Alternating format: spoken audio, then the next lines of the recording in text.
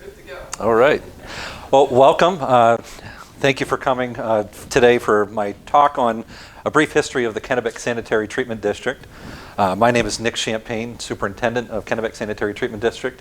And with me as a sidekick is Gary Dixon, who is a longtime employee of Waterville Sewage District and our longest tenured trustee at Kennebec Sanitary Treatment District as well. Gary has an extensive knowledge of the treatment system, and I'm sure he'll correct me a few times of some oversteps. So welcome, Gary, and please feel free to chime in as we move along. I recognize some people here. Again, my name is Nick Champagne. Some of you are probably wondering, who's this guy? Why is he here? I'm born and raised in Waterville. My parents, Mark and Jane, are here today. Graduate of Waterville High School and University of Maine, where I earned a degree in civil engineering. Married to my beautiful wife, Dana, and son, Owen, who are here today. The picture of our family.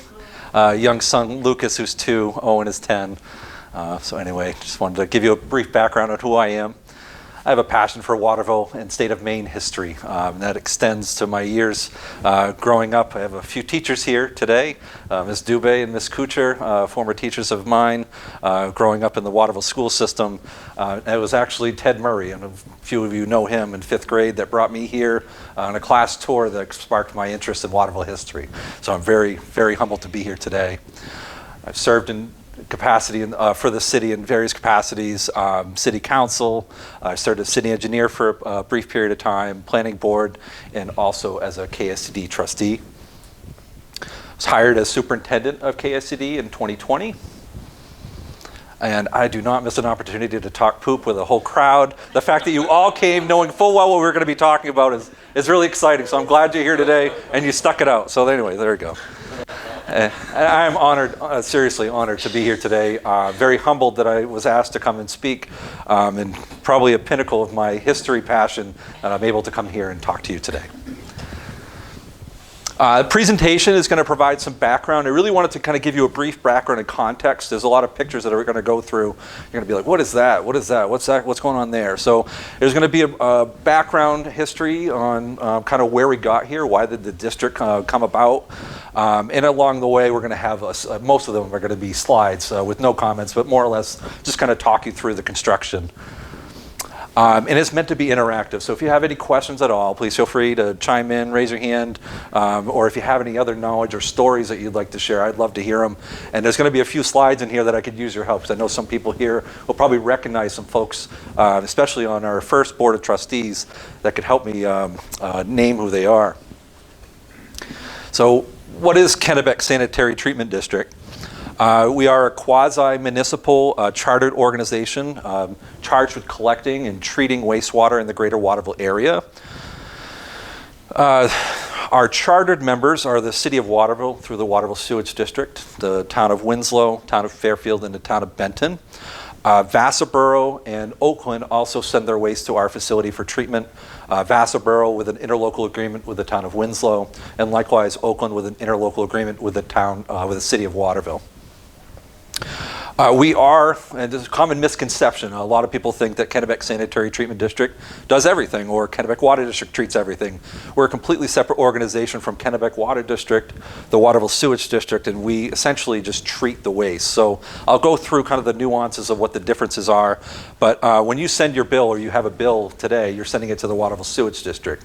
The Waterville Sewage District then pays their bill to us. We have essentially 5 customers on our chartered members, and again, it's Waterville, Winslow, Fairfield, Benton, and believe it or not, actually Kai's Fiber, or now Huhtamaki, is actually a chartered member, though they have no voting authority on the board itself. They do have a capital stake in the district through charter.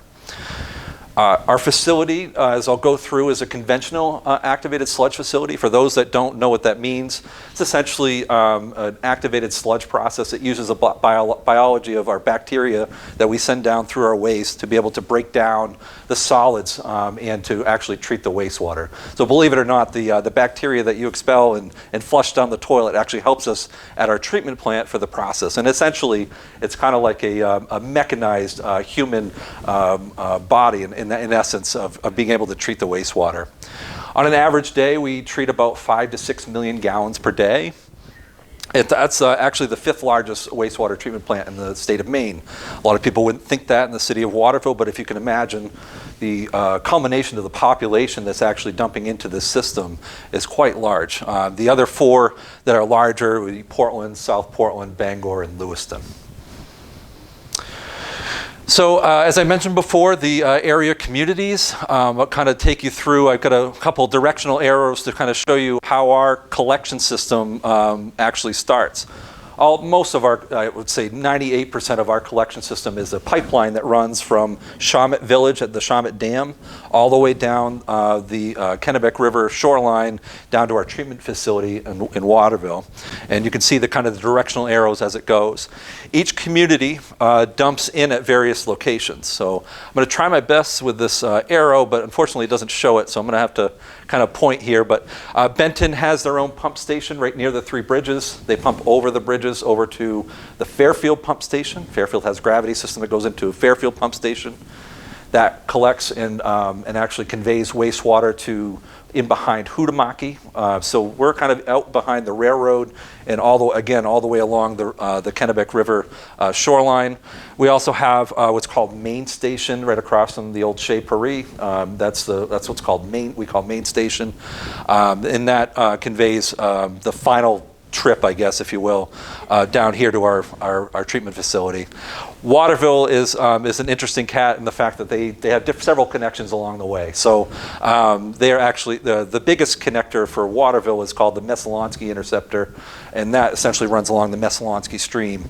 And the difference between interceptor and a gravity sewer is essentially, if you can imagine, or some of you are probably alive to remember, that most raw sewage just went straight into the streams or the rivers. The interceptors essentially cut right through those discharges in order to get that waste down to our treatment facility for treatment. So I wanted to kind of show an overview of the whole system to kind of give you an idea of why they chose the site of where it is on a water street. Of course, we have the Messalonsky Stream and the Kennebec River. I didn't label it here, but you can see the Sebasticook coming from page bottom to page up. But essentially, the old adage in our industry is that poop flows downhill. So the lowest spots in most communities are where those treatment facilities were. So the confluence of the Messalonsky and the Kennebec River just made sense. That was the lowest spot in the city of Waterville, and likewise enough to be able to grab all the waste from those area communities. And that's where our facility is located, down at the confluence of the Messalonsky and Kennebec River. It's a beautiful spot. If you've never been down there, we actually get a lot of walkers, lots of wildlife down there. It's actually a really, really cool place to work. And as I told Mike Roy, I think I have the prettiest office in the city of Waterville. It overlooks the Kennebec River. It's gorgeous. So anyway. In order to kind of go through some of the photos that I'll be talking about, I wanted to kind of give you a minute tour, but I invite anybody to come down, schedule time. I'd love to take you around and go through the process a little more intrinsically. But essentially just wanted to give you an overview of how our plant works. So again, using the directional arrows to kind of show you our influent wastewater coming into our facility. Goes over to a sample shack, that last little point right there. That's where we measure the amount of flow that's coming in. We also take our biological samples. We're testing for total suspended solids and biochemical oxygen demand at that location. So from that sample shack, it cuts actually right through our control building.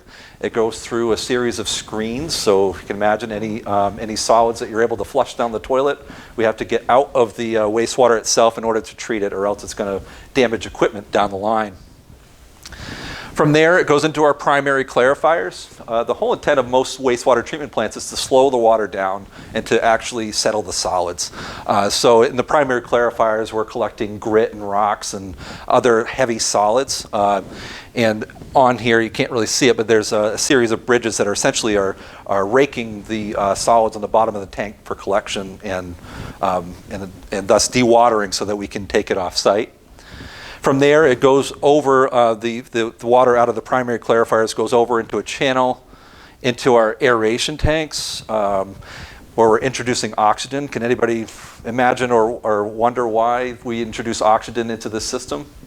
Kind of mentioned it. No? Because of the bacteria bacteria? Helps the bacteria, exactly. We're trying to promote growth of the bacteria and to maintain them. Without any healthy bacteria, they need food to live. They need oxygen just like us. And so we introduce oxygen into the system in order to maintain those bugs. And then from there, it goes into essentially our polishing tanks. We call them secondary clarifiers. We have 4 of them. But as I'll mention as we go along into the presentation, the system itself was way oversized. So back when they were designing this in the 60s and 70s, they'd anticipated some huge growth in the city of Waterville, as you can imagine. And over the years, the mills had gone away, and the population kind of stabilized and never really came to fruition. They were expecting, 60,000 population in the city of Waterville come 1995, which of course never happened. But what we're left with is an oversized system, which certainly helped us, especially with stormwater and stormwater separation, to be able to maintain that. So we'll go over that in a little bit as well. After our secondary clarifiers, we introduce sodium hypochlorite bleach, essentially, 12.5%, at the beginning of that process.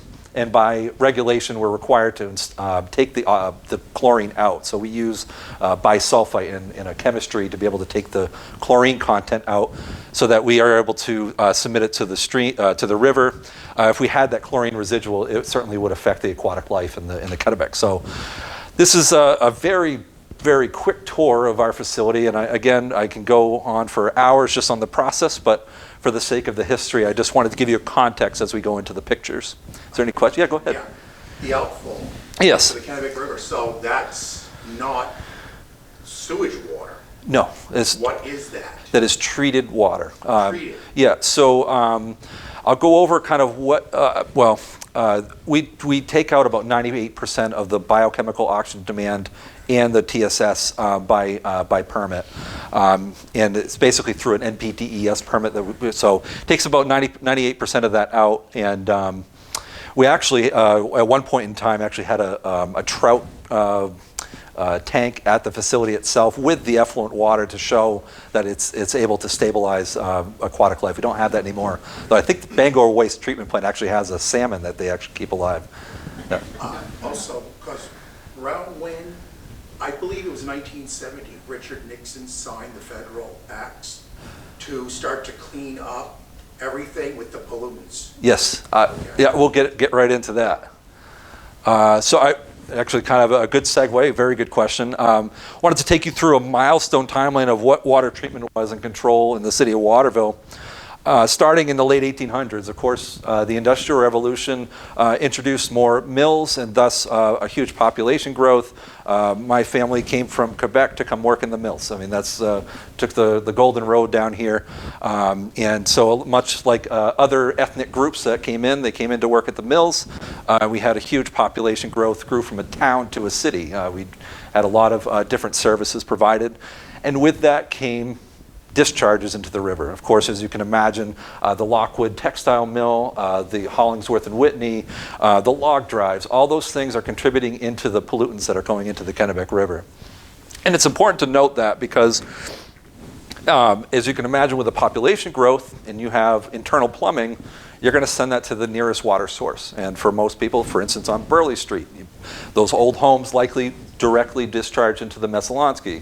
And if you can imagine, when you're trying to get some drinking water, of course that's going to be affected. You're going to have a lot of waterborne diseases, and one of the biggest ones in at the turn of the century at the time was typhoid fever. There were several outbreaks in the late 1800s to the point where there was a group of individuals in the city of Waterville that wanted to do that. This is the first time in 1899 that there was ever a quasi-municipal water district in the country, believe it or not. I don't know if many people know that. It was Harvey Eaton, a local attorney here in town, that actually created that. And I'm glad he did, because it kind of created the segue for other districts of its kind to come along. And I'll go over that here in a little bit. But it's important to note that KWD is the first in the country. Not a lot of people know that. Harvey Eaton, does anyone else recognize that name? Yes. Central Maine Power. All right, so he also created Central Maine Power at around that same time as well. I think probably about 8 or 9 years later. So again, from the late 1800s to 1948, everyone's complaining about the quality of the water. Can't use it for fishing. You can't go swimming in it. There's a lot of waste going down there, raw, untreated waste. As you can imagine, I can only imagine at the time, but I've heard stories. It stinks. It's gross. There's dead fish everywhere. There's foam. There's a lot of stuff going on. So the federal government passed the Federal Water Pollution Control Act of 1948. And around that time, what came out of those studies in the 30s and 40s was the need to be able to manage our sewage in the city. And with that came the establishment of the Waterville Sewage District. So the Waterville Sewage District came along, as Gary corrected me, in 1949. So shortly thereafter. So anyway, it's very important to note that. So we, at that point in time, they started they actually installed the Messalonsky Interceptor a couple years later in 1950 to be able, again, to take all those discharges that are going right into the Messalonsky stream and send it down to a location in the Kennebec River. At this point in time, wastewater treatment was, the old adage was, solution to pollution is dilution, which of course does not apply today, but that was the method at the time. And then from about 1948 to 1971, we were in a period of trying to figure out what does this Water Pollution Control Act actually do. At that point in time, there was no EPA, so they weren't monitoring pollutants at that point in time. We had several, even in Maine. I'll go over Ed Muskie here in a second, but essentially there's a turmoil. You know, there's no federal control over how much pollutants need to be taken out, what pollutants need to be taken out, what limits need to be set. So it's kind of in disarray. And another thing to point out about the 1948 law is that it didn't provide any federal funding. So if you're not required to do so by the federal government, I mean, who's going to go ahead and make a wastewater treatment plant on your own dime? It's just not going to happen, unfortunately, even though we probably should have. But anyway, so 1971, the Federal Clean Water Act was signed, actually signed in 1972, created basically an appropriation of money to be able to create these wastewater treatment plants. So you're going to hear a lot of, next year is going to be a 50-year anniversary for KSTD as far as treating wastewater. So 1976, the construction was completed. Briefly on the Clean Water Act of 1972, Senator Ed Muskie, who has ties to Waterville, early in his career he had practiced law in Waterville, though had been a representative and governor of the state of Maine for many years, also ran for president, of course.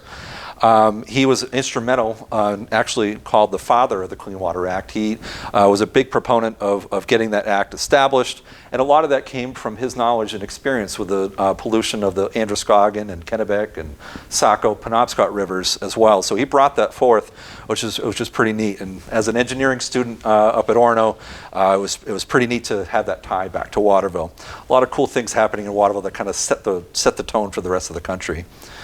The Clean Water Act had a pollution control focus, so now we're setting water quality standards and limits, and with that came the establishment of the Environmental Protection Agency, and now we have a regulatory control over what is being discharged into the rivers.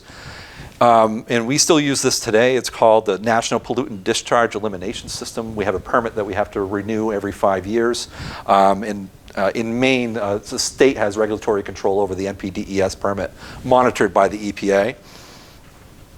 And federal funding, as I mentioned before, was provided with this act as well. And just another interesting thing, this could have been the Clean Water Act of 1971, but it was vetoed by President Nixon due to the costs associated with it, which I thought was interesting. And also interesting the fact that I believe Ed Muskie had gone against him in the race back in '68 before he dropped out. So anyway, it was kind of interesting in that regard, just a little tidbit. And then after the act came the planning for the new treatment plant, and I just wanted to show, because I couldn't find an overview or a picture of the Kennebec River polluted at the time, but I did find one from the Androscoggin Historical Society. This is the city of Lewiston. The white stuff you're seeing is foam. That is mill discharge foam on the river. And I could have shown you the log drives as well, especially in Waterville. I mean, you can imagine logs stretching across, shore to shoreline, and some of those logs are still being found today. Just another little tidbit, the Winslow force main, as that was going across the river, some of you may have seen that project going along. Some of those logs were actually discovered as they were digging along for that just today, recently. So a lot of those logs are actually still sitting on the bottom of the river. But just important to know, I mean, especially for me that wasn't alive at the time, to know what it was like, I mean, it's pretty impressive to see, the amount of foam, multicolored foam, dead fish on the side of the river, the smell, the stench, and truthfully, if you start looking at the population in cities at the time, back in the early 1900s, most of the poorer community lived near the river for that reason. No one really wanted to live as gross. It was nasty, it stunk. And so you see the Little Canada or the French community on Water Street and the Lebanese, with the Mitchells towards the Waterville Ironworks. And that was the reason for that. You had tenement housing along the river. So planning for a new treatment plant, there were several reports that were conducted, the most important of which was the 1968 report by Camp Dresser McKee. It identified the need for a 13 million gallon treatment plant, and that would serve the surrounding communities. Another piece to note as well is at that point in time, the state and likewise the federal government had in an attempt to improve the quality of water on the Kennebec River, upped it from a Class D to a Class C river. Currently today it's a Class B. It's much greater quality now, but in order to get to that Class C, they needed to remove 90% of suspended solids and BOD in the wastewater itself. And with that, alas, a district is formed. And again, I mentioned Waterville, Winslow, Benton, and Fairfield. Vassabro was actually an original chartered member, believe it or not. You probably read some articles on the situation that's going on there with their sewer rates. That is more or less because when they left the district in the late 70s, they installed a sand filtration system that failed just recently within the past 10 years, and they were stuck with, well, what are we going to do? Are we going to build a new treatment plant or whatever? And so they decided through their engineers that the best mode was to pump it to the town of Winslow. And right now the bonding is what they're having to pay for. So it's a huge expense with only a certain small amount of sewer users, unfortunately. So I just thought I'd mention that. And this is where I could use some help. So this is our first board of trustees, and you got to imagine at the time, so the construction of the facility didn't start till 1973. We actually had a board of trustees managing, and I don't know if some of you may know, but you were actually paying sewer bills before the plant was even constructed. And the reason for that was so that they could actually have cash flow to be able to continue and pay off the bonds as they went through. I'll go through the board of trustees and maybe you recognize some of them, and I'm hoping that maybe you recognize some of the faces here because I have no idea who each of these are, with the exception of maybe Ann Peters because she's the only woman on the list. But beyond that, I couldn't tell you. There's some familiar names here. Rule Blackwell, Osborne Ellis, Dudley Foley, Leroy Goodine, Irving Goodoff, Wilmer Huzzy, Aaron Levine, Laurier Lubier, Arthur O'Halloran, Ann Peters, Leonard Plord, Lionel Poirier, Whitcomb Rummel, who I recognize from Gifford's Ice Cream, of course, Old Rummel's Ice Cream, and Sherman Smith and Clifford Susie. So if you know of any of these people, I would love to know that because I would like to add their names to this. But anyway, there's our first board of trustees there. Some construction facts. That's kind of a picture of our original treatment plant drawings from the early 70s. It was actually split into 5 different contracts. The first one being the treatment plant, and the rest of them were part of the collection system. The cost of which, total cost, was $20 million in 1971. That's roughly about $171 million in today's value. But they got a heck of a deal. It's not too bad. They had 75% grant funding from the federal government, which I'd love to see for any of my projects, but unfortunately I don't think that's going to happen. So anyway, 75% federal, the state pitched in 10%, and then of course the district paid 15% of it. The construction included 12.5 miles, as I mentioned, from Shawmut down to our treatment facility. Pipelines ranging from 18 inches to the largest of which 60 inches down towards the treatment plant. So huge amounts of pipeline going along the river. And as you can imagine, the challenges along the river You had huge clamshell diggers that are going along the riverbanks to be able to install this. And a lot of it was actually installed on the ledge, and they actually just buried it into the river. A lot of these practices we wouldn't be able to do today without going through a significant permitting process. So that was pretty interesting in and of itself. We have 3 owned pump stations, as I mentioned before, in Waterville, Fairfield, and Benton, and created the 12.7 million gallon treatment plant on Water Street. The original engineer was Camp Dresser and McKee.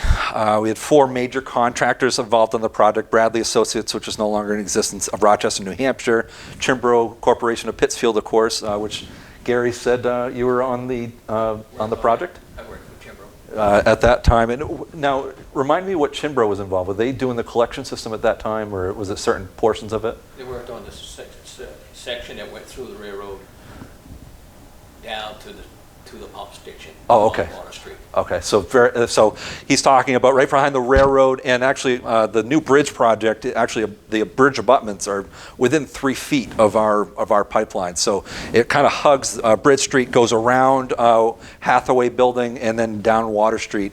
Kind of snakes its way through the neighborhood as it finally gets down to our facility. And of course, Modern Continental construction of Cambridge, and then S.G. Phillips of Waresfield. I believe Modern Continental did the pump stations, if I'm not mistaken. And then the timeline, they all kind of began concurrently in 1972, 73, and lasted until the treatment plant was online. And I believe there's some ancillary projects that happened shortly after that. For the most part, it was all completed in 1976. So here's the fun stuff. When I talked to Jessica, to ask me to come in and talk, I was like, well, I could talk about anything. And she's like, well, just what do you have for pictures? And so I was like, all right, I have lots of construction photos, so we'll kind of take you through that. I don't have a lot on the collection system, unfortunately, but I do have an extensive collection of photos. These are from our KSTD archives. I'm kind of taking you from 73 to 76 of the area down here. Now, the confluence of the Messalonskee and the Kennebec, from what I understand, and I think at some point there's going to be a talk on the Native American impact of the area. There was in some of these projects there was actually the red paint Native American tribe in this area. So some of the rocks actually had some red paint colored on them, and actually I've seen a couple of them. I don't know if there's any of that collection here at the Historical Society, but I believe there's going to be a talk later on the Native American impact in this area. But this area, I believe, it was privately owned at one point, acted as a gravel pit for the city, if I'm not mistaken. So the city owned a gravel pit in this section. And of course today, if you go down there, the city still owns the confluence portion of it. We're kind of set back from the confluence a little bit. They use that for leaf dumps and for other holding areas of other items. But the big thing to note is that it required to dig essentially a big bowl. So they're creating, and you're going to see through a series of pictures that they're going to be taking out, and I believe the district itself paid paid the city 100,000 for 100,000 cubic yards of usable gravel taken out of that. Some of it was used for foundations, some of it was used in other parts of the city, but there's several 100,000 gallons of material taken out of this location. You can see on this picture on the left the Kennebec River, and this is pointing towards the Messalonskee-Kennebec confluence. And for this whole year, they're literally just digging out a huge bowl out of here. And if you can imagine, with 12-yard dump trucks trying to get over 100,000 cubic yards of material, there's a lot of traffic going in and out. And I believe, and if any of you know Bob Knowlton, a surveyor in town, he tells me the story that he used to drive truck and haul material out of there. So you might know some people that may have worked in this project. There was a lot of people employed as a result of this project. So 1973, they're doing the excavation, just a lot of material taken out, and kind of shaping up what the treatment facility would be. 1974, the foundations start taking place, so you're going to see some formwork. The sheer amount of rebar and the amount of concrete in this place is absolutely incredible. It's almost like an underground bunker, if you will. Most of the stuff that you see today is just on the surface, but this is going to give you a glimpse of what's going on underground. On the left-hand side, I believe that's our control building. This is the first level. There's actually 3 levels to our control building, though if you pull up to it, you'd only see 2. So again, a lot of it's underground. Off to the right-hand side, you see the circular clarifiers there. I believe those are 2 of the secondary clarifiers. And over here, again, I believe this to be our control building as well. The primary tanks are kind of on the page in the corner. And again, off to the side there, I believe that's the start of our aeration tanks. Again, just some few pictures here of the construction. And it's interesting, and Gary noted, throughout this project there was a couple deaths. You mentioned one interesting one. One come across in Messalowski. It was a tunnel job, and as well, all the tunnel guys do, they go out a little further than they should, and the bank caved in on it. Yeah. So as you can imagine, I mean, at this point in time, OSHA is in its infancy, and so a lot of the methods, again, as I mentioned before, just wouldn't be allowed today. So it was a pretty dangerous situation, in some circumstances. And again, a little further along in 1974, this is our control building. Looks like the second floor is being worked on there. Off to the distance, you can see our disinfection tanks off to the left. And then on the further side and onto the right, you can actually see the formwork taking shape for our secondary clarifiers. Left-hand picture shows our primary sedimentation tanks. And now you're starting to see the formation of what some semblance of what it would be today. And off to the right-hand side, I think it's just another picture lengthwise of our control building. So now we're starting to pour our concrete. You have the secondary clarifiers. And again, if you came in here today, you'd actually be standing and facing the top of those tanks. So a lot of it is all underground. Here's a cool picture. Jessica actually shared this. This was a local I believe it's a local pilot that had taken these pictures, and you can see here. This is this right down to the river that they've already installed the outfall, and backing up, you kind of see the maze of our disinfection tanks, and then the 4 secondary clarifiers, the primary sedimentation tanks just being started, and then our aeration tanks haven't even been installed yet. And you can just see the sheer amount of work and the effort that's required to build the facility. Kind of an interior view. So at our secondary clarifiers, it actually is kind of a conical shape. And the water, of course, the solids settled to the bottom. But the finishing portion of the top was actually the kind of the polished water, and goes over into a circular. And off to the right-hand side, you kind of see this little trough thing. It's hard to see. Let me see if I can. There we go. Oh. So this is actually our overflow trough. It actually collects the wastewater over a weir, and then that's how it collects the water in order for it to go into our disinfection system. Is that all reinforced concrete? All reinforced concrete. I wish I had a number of how many cubic yards of concrete were poured in this place too, but much like they always talking about a Maine connection, the Hoover Dam. Francis Crowe, the Francis Crowe Society up at University of Maine at Orono, was another Maine engineer that was principal manager of that project.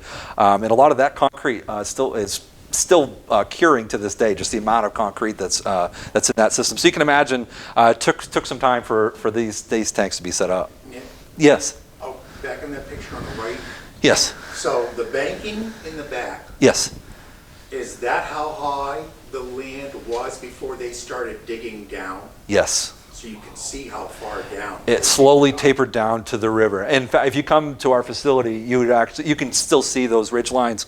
Off to the today, you'd actually see solar panels along that. That was installed in 2018.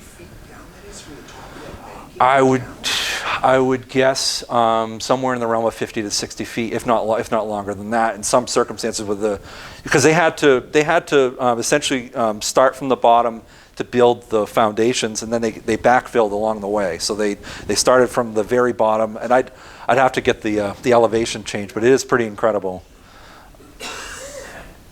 There's another picture that Jessica had shared. This is as I mentioned before, in the primary sedimentation tanks, there's these what we call bridges. They slowly move to push. In fact, you won't see it in this picture, but attached to this bridge is essentially a plow that's on the bottom of the tank to push that solid into, we call it a screw conveyor that we use to dewater the solids and send it off to the landfill.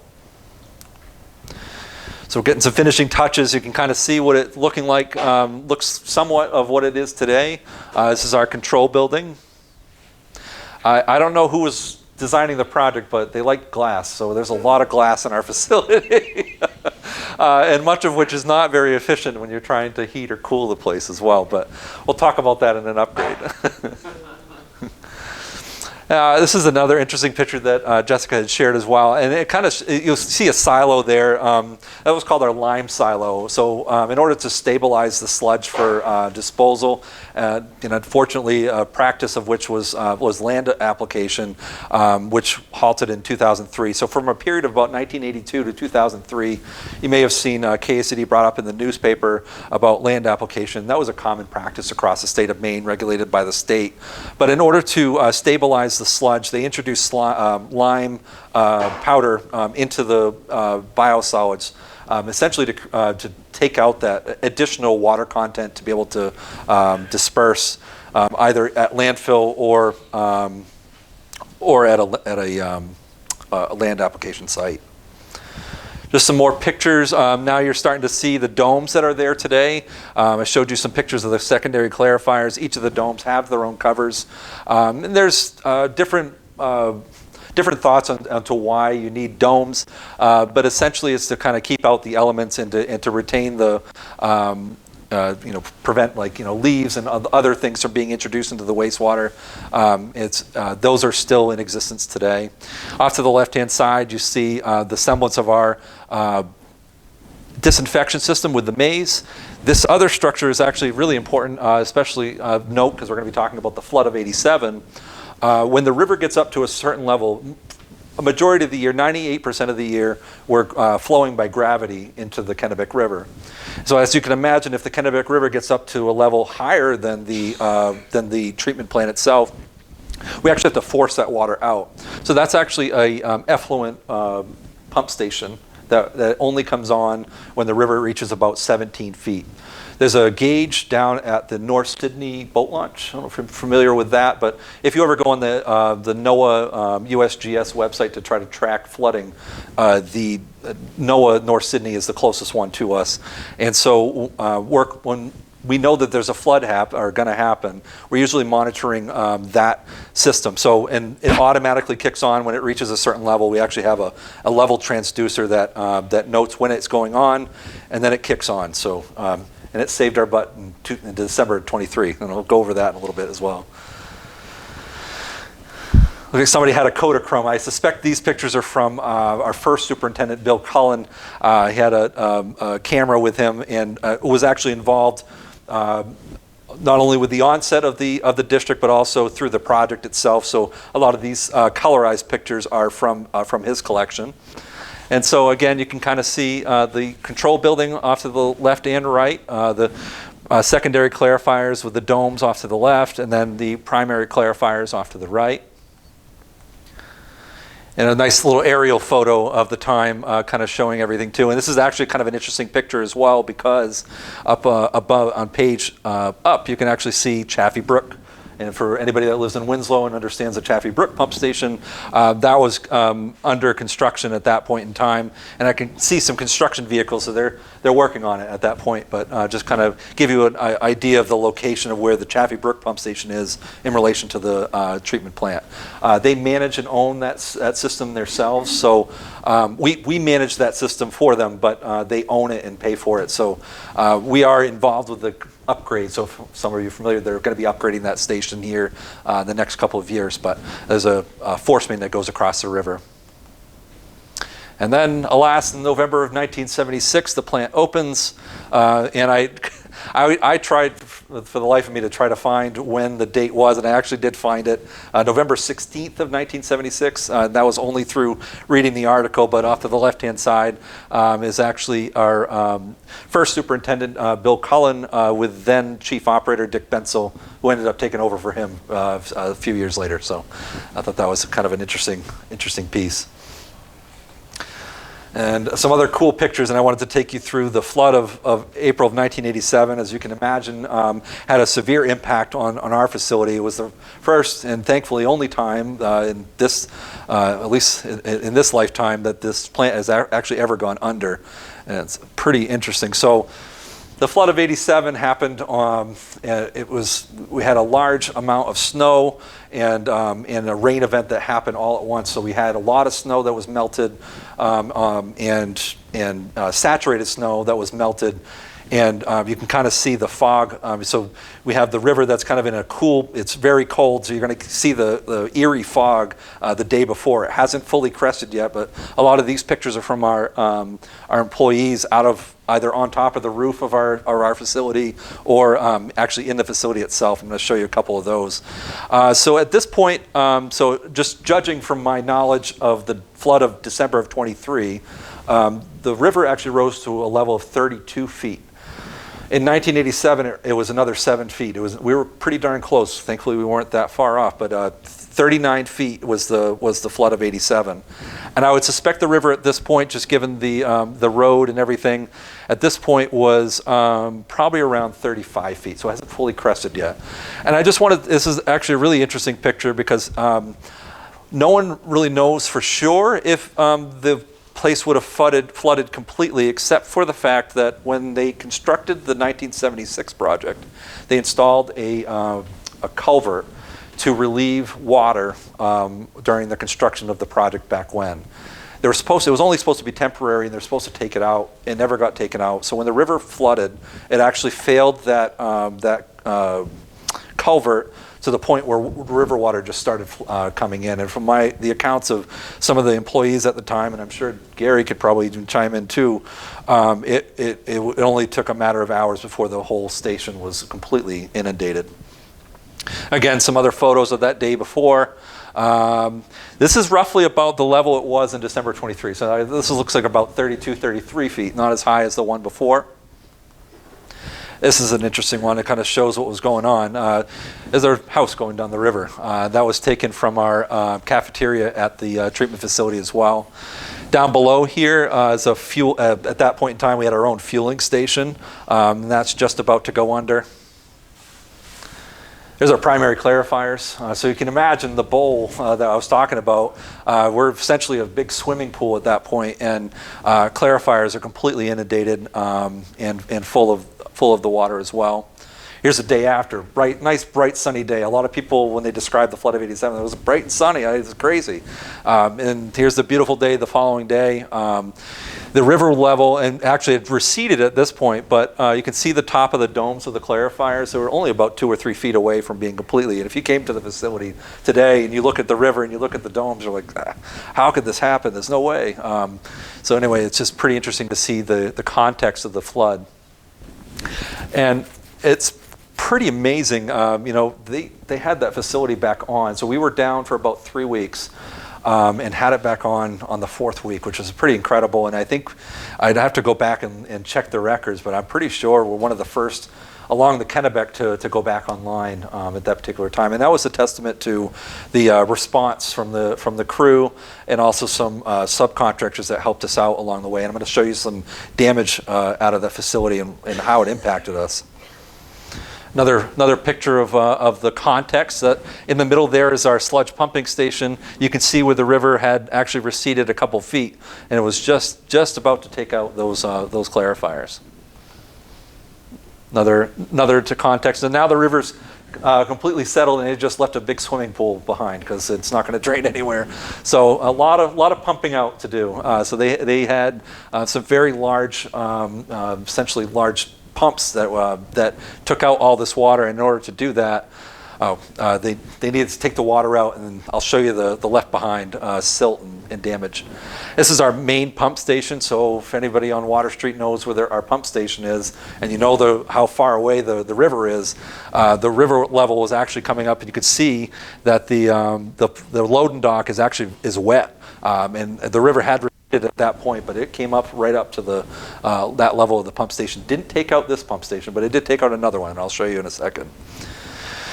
And here's the aftermath. Just a lot of silt. The river left behind anything and everything behind, and took out our electrical system. And for about a week and a half, they just had equipment in here hauling out all the silt from the facility. This is along the Water Street going down to the facility. So here's that culvert I was talking about that failed. I actually found the picture of it, which is pretty neat. Shows kind of where the culvert had failed, and that's where that river water was rushing in. We suspect that if that didn't happen, we probably would have had some flooding, but it wouldn't have taken out the whole treatment plant at the time. That, of course, has since been taken out and buttoned up, but we still have some work to do. I mean, if we're seeing a 32-foot flood in December of '23, and keep in mind, at this point in time, the Edwards Dam is still in Augusta, which is contributing to the elevation that we're seeing here. So the fact that we're seeing 32 feet without a dam really concerns me for the future. Call it climate change, call it global warming, whatever you want to call it. We're getting some serious storms. So in the future, we're going to have to either install a flood wall or something of the sort to get us to a 500-year flood elevation. Off to the right, I don't know if anybody know Dick Vigue, who's our district electrician. He tells a story of taking a hose to the electrical components to take out the silt. And on an electrical piece of equipment, to be able to hose it down is pretty remarkable. So he said he spent a good week and a half just spraying down the motor control centers and replacing components that needed to be replaced along the way. Again, just the amount of silt. You can see where the river had taken out the culvert. This is adjacent to our chlorine contact tank. You can see the equipment. Literally, we had a bobcat in the middle of our aeration tank just scooping up all the silt that was coming out. It's pretty remarkable. Again, just some more devastation and erosion that occurred around. This is around our effluent pumping station. The picture off to the right is the clarifiers, just showing the amount of silt that was left behind. But the major hit was Fairfield. Oh, go ahead, yes. How much did it cost to rebuild? I was looking for a number itself, but it was definitely hundreds of thousands of dollars, if not close to $1 million, and a lot of that was covered by our insurance, of course. But I unfortunately don't have the numbers. I'm hoping over the next few years I'll be able to research and find that. I had built the cabinets for that sewer plant for Webb Butler. And me and Dickie had to install them at night, and when that flood went, that went. Oh yeah. This was me out of board. Oh, what's it? Yeah. Yeah, there was a lot to be replaced, that's for sure. So the biggest, and this happens to be our lowest lying pump stations in Fairfield. It's on Water Street in Fairfield as well, which can be confusing for some people. But it's down by, there's a church there on the corner, and I'm trying to remember the name of it. But if you go down Water Street, you'll see it. It's right on the road. But it definitely took a brunt of the impact. So you can see the erosion just around our entrance sign off to the right, right around the pump station. It took out a lot of the backfill around the property, and just mangled steel and debris everywhere. The motors had to be replaced. We were able to salvage the existing pumps themselves. The motors had to go. There was just lots of devastation at that location. And not surprisingly, in December of '23, that was the station that we actually had to shut it down because there's no way, when the water comes up to a certain point and if you're operating a motor underwater, you're going to seize that motor up real quick. And so you actually have to de-energize it, believe it or not. So when they designed these buildings back then, they didn't put in a submergible pump for treatment?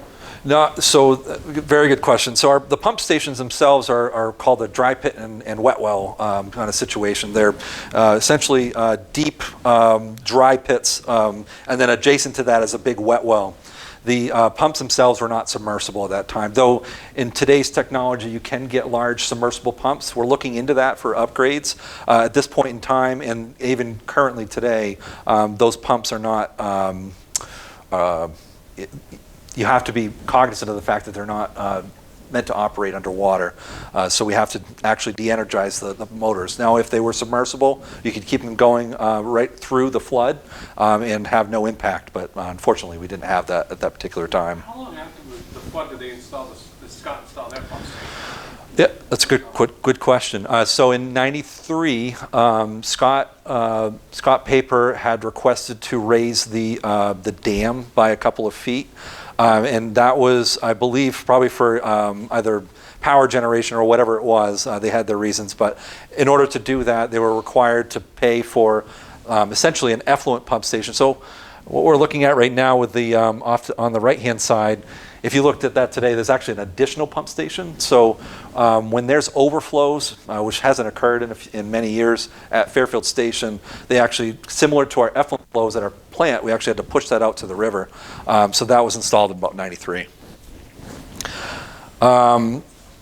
So this is actually that same dam that I'm talking about. This is the Scott Dam out in kind of the Waterville side where the I believe this is the, where are we looking at here? This is the Scott Dam just below our Fairfield pump station. Off to the right-hand side, along the railroad tracks and behind the railroad in Waterville, it actually exposed some of our pipes. So we actually had to go back in and repair that. But fortunately, the pipe did not require any damage control, and it was stayed intact, but it was very close to failing.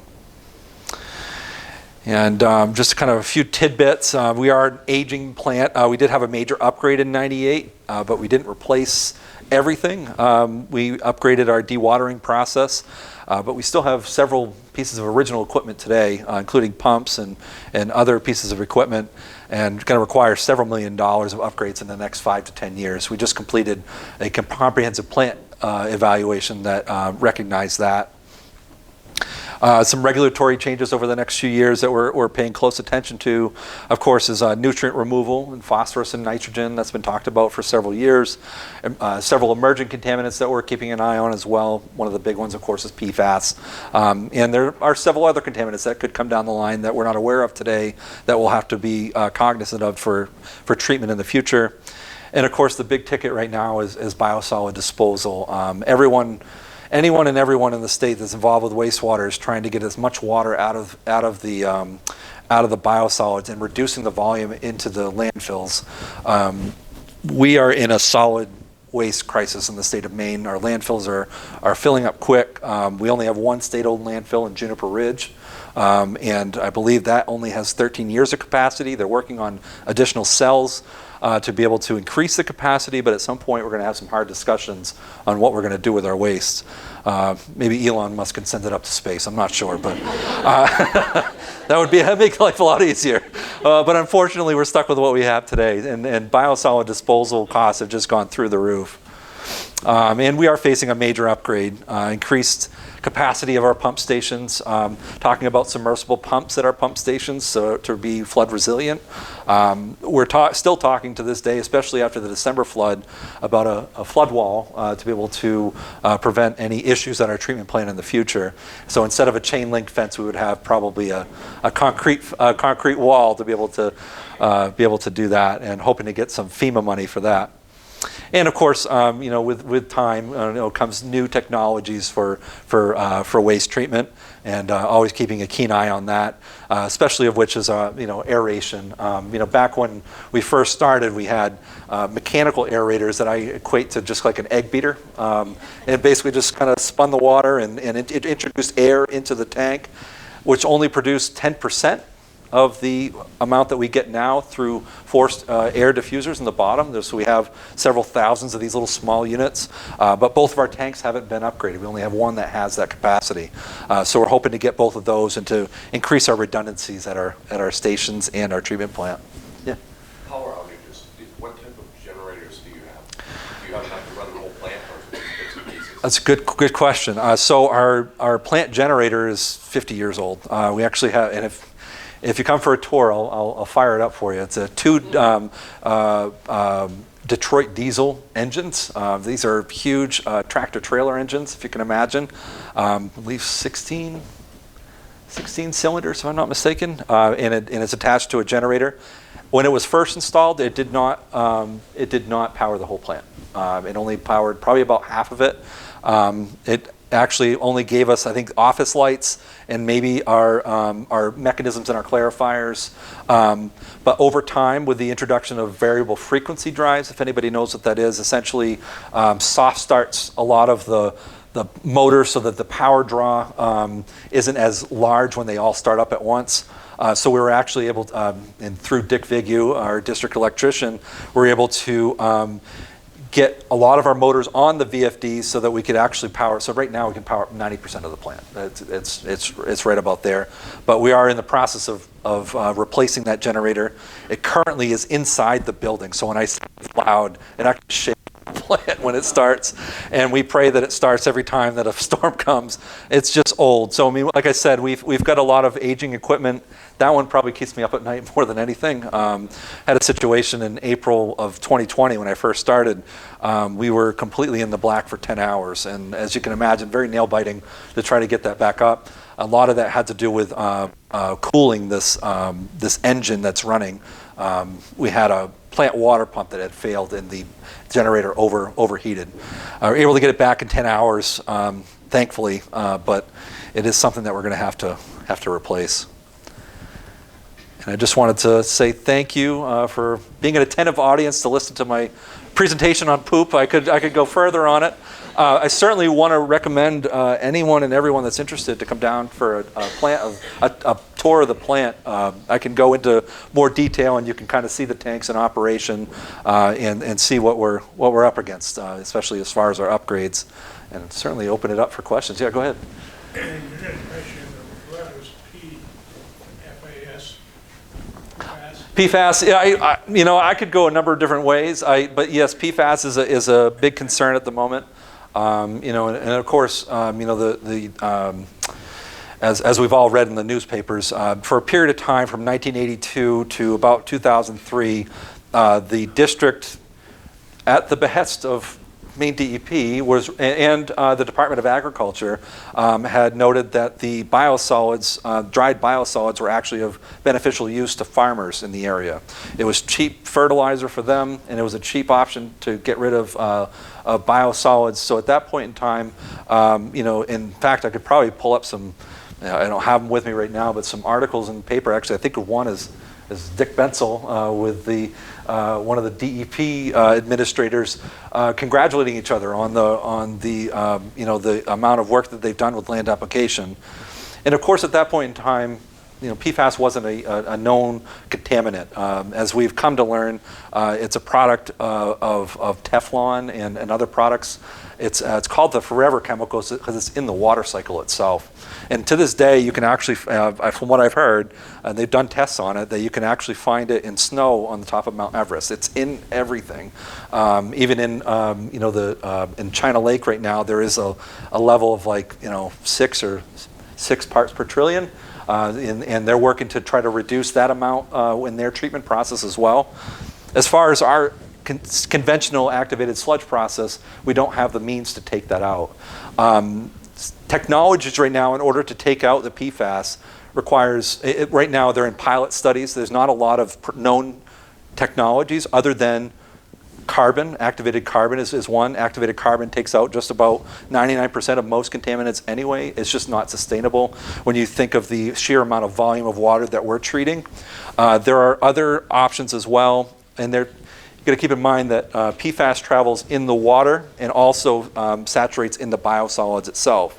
So you kind of have two different technologies.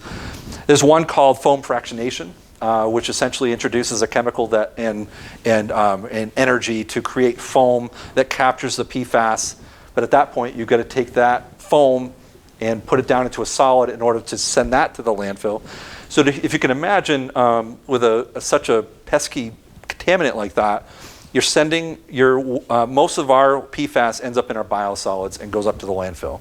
The landfill has a drainage system that creates leachate, and the leachate has to be treated and goes back to the treatment plant. So there's this weird circle of where this PFAS is just being transferred over and over and over and over again.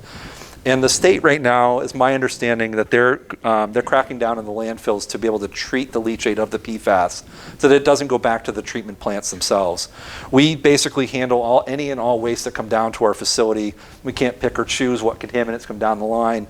And many people don't know. I mean, yes, some of it might come from a mill process or a factory, but a lot of it is in our residential products. If you go to McDonald's and get a hamburger, you're going to wonder why, if you've never questioned it, why doesn't the grease saturate through the wrapper that comes around it? And that's because of some sort of coating that's on that.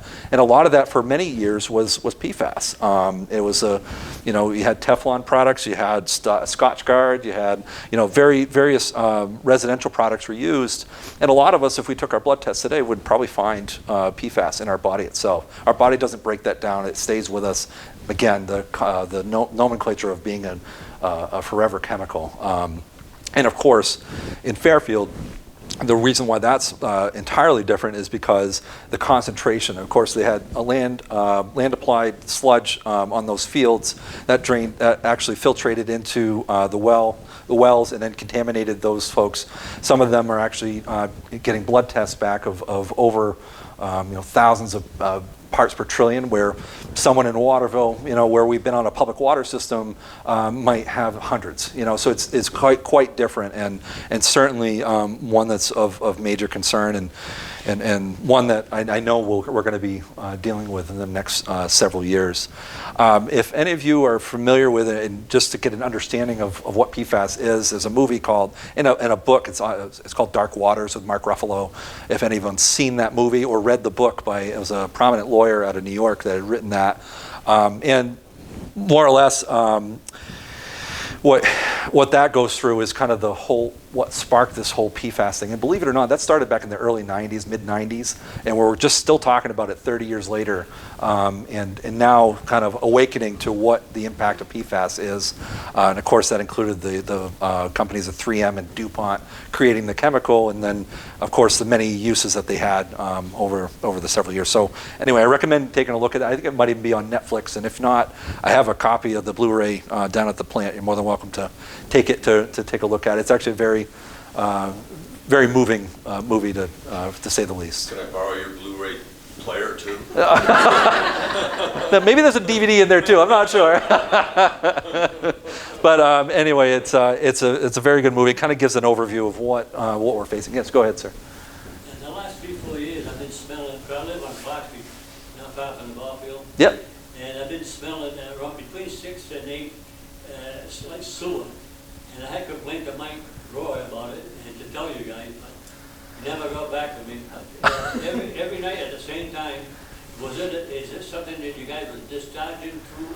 So there's a couple, I could say there's a couple different sources of odor. Of course, most of the complaints, I haven't received any, but from what I've heard, most of it is in Thomas College and the Waterville Junior High. And that's mostly because the air kind of goes as the river does, kind of in a southerly direction. From what I understand, according to my son who goes to Temple Academy, he said he can smell it on occasion as well. It was around the same time. And me, I'm outdoors from morning until night. You know what I mean? And I said, geez, where I said still. But I'm the only one I think that's outdoors. The rest of them got the windows shut, you know what I mean? And I smell it, and I complain about it to Mike Roy. Oftentimes too, especially on the terminus of a manhole. So if you got like a pump station and then a terminus of a manhole where the water is being forced out, that usually is a cause for odor as well. Now, Huhtamaki discharges to us at 100 degrees, and I can tell you that with the temperature of the wastewater being higher, so essentially from Huhtamaki's connection all the way down to our plant, it creates a hydrogen sulfide, that eggy smell that you might smell. That foam that goes down, that's at a certain time on the Kennebec River, is it? No, it shouldn't be. If it is, then I think we're in trouble. I fish there and we see it, I mean. I do see some of that foam as well. In fact, you see some of the ducks going and eating a lot of the organisms in it. I'm not entirely sure what that is. And if you cross many of you probably cross It's on the Winslow side. the Winslow side, yeah. If you go across the Kennebec at certain times of day, you can actually see this white foamy stuff. Honestly, I don't believe that to be any discharge. I think it's some sort of biology in the river itself. I'm not entirely sure, but if Break down all the leaves and stuff like that. yeah, it creates a lot of nutrients that because the ducks are always in there. Yeah.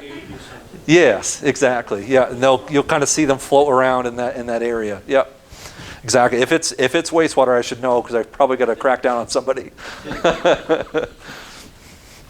Oh yes, sir. Yeah, I know you're overbuilt, so you've got a lot of capacity, but do you ever have a problem with stormwater? Very good question. So I mentioned that we treat about 5 to 6 million gallons per day. If we have, say, a 2 or 3 inch rainstorm in 24 hours and all the water is coming down the line, we have seen upwards of 50 million gallons instantaneous, which means at that point in time, and it's usually a quick jump. So the storm comes and it comes up, and if you watch our flow charts, it's peaking and then it comes back down within a matter of about 2 or 3 hours. At that point in time, we go into what's called wet weather mode at our plant. We open up all of our tanks, so we try to equalize the flow that's coming through, again to slow it down, to treat. We've never violated, so when the water comes down, we are treating fully. But through our upgrades, I want to be able to create that redundancy so that we can treat anything and everything that comes down. Winslow, with their new pump station, is going to be sending quite a bit over. Winslow has a couple of combined sewer overflows that are still in effect today.